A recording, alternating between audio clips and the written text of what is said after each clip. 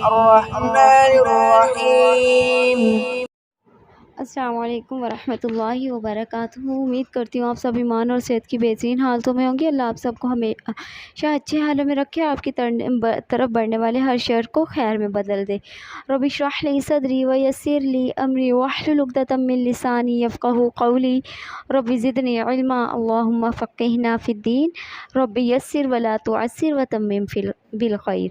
آج ہم سورہ الفاتحہ کی آیت نمبر 2 دیکھیں گے۔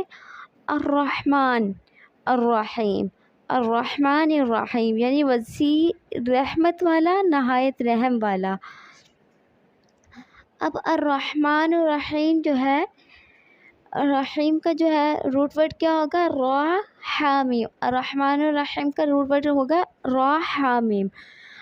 اب بعض علماء دین کا یہ بھی کہنا ہے کہ رحمان میں رحیم کی نسبت زیادہ مبالغہ ہے، اس لیے رحمان جو ہے الدنیا والآخرہ کہا جاتا ہے، یعنی دنیا میں اللہ کی رحمت سے سب مومن اور کافر فیض یاب ہو رہے ہیں، لیکن آخرت میں وہ صرف رحیم ہوگا، یعنی اس کی رحمت صرف مومنین کے لیے تب خاص ہوگی۔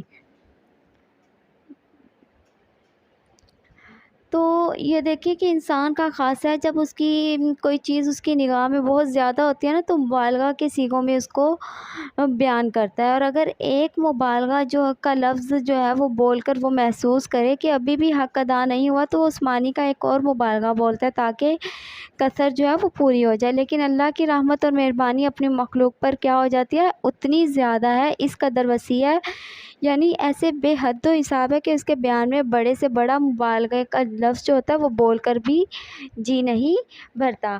اب کیا ہے؟ الرحمن الرحیم دونوں اللہ کے صفاتی نام ہے، اور دونوں کا مادہ ایک ہے، یعنی را حامیم، اور دونوں کے بظاہر معنی بھی ایک ہی ہیں، یعنی رحم والا، لیکن اگر دونوں کے معنی ایک ہیں تو یہ نام الگ الگ کیوں ہیں؟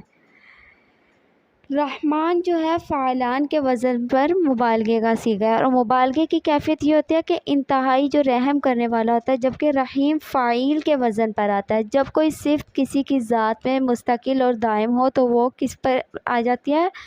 فاعل کے وزن پر آتی ہے۔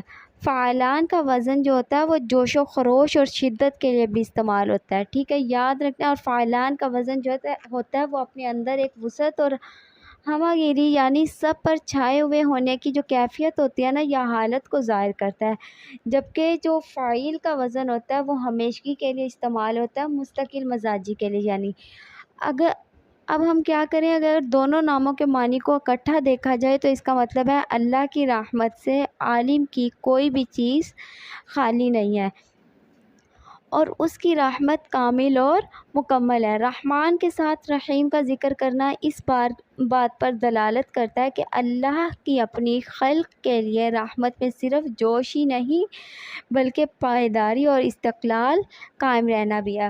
اس نے یہ نہیں کیا کہ رحمانیت کے جوش میں دنیا پیدا کر ڈالی، لیکن پیدا کر کے پھر اس کی خبر گیری اور دیکھ بھال سے غافل ہو گیا، بلکہ سب پیدا کرنے کے بعد اللہ اس کی پرورش اور دیکھ بھال بھی فرما رہا ہے۔ تو دو جہانوں کا جو بادشاہ، اور پھر بھی اس کا رحم ہم جیسے